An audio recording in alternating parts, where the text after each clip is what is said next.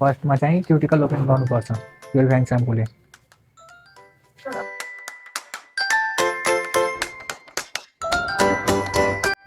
ल अब हिरोइन हुन लाग्यो दिदी।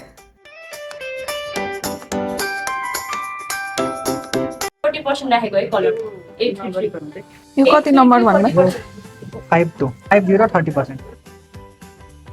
अब कलरको 1.5 गुणा डेभलपर अनि सबै मिक्स गरे हैन।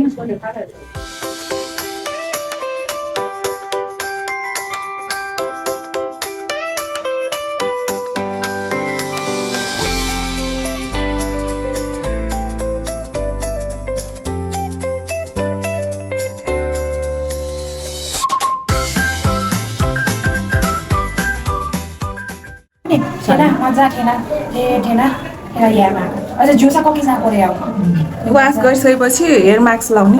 अनि हेयर मास्क लाउनु भयो हेयर फल नहुनलाई अनि स्याम्पू युज गर्नु पर्दैन आज 5-10 मिनेट लाउने। कलर वास गरेर अनि हामीले मास्क 10 मिनट राखेको 10 मिनट राखेर मास्क अनि पखाली राखेको।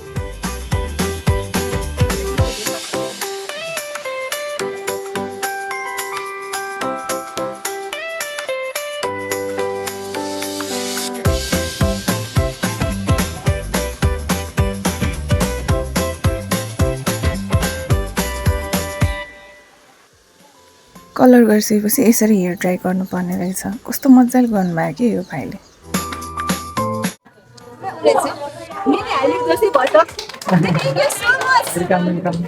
वाउ कस्तो राम्रो देख्यो ल दी। अलि साइड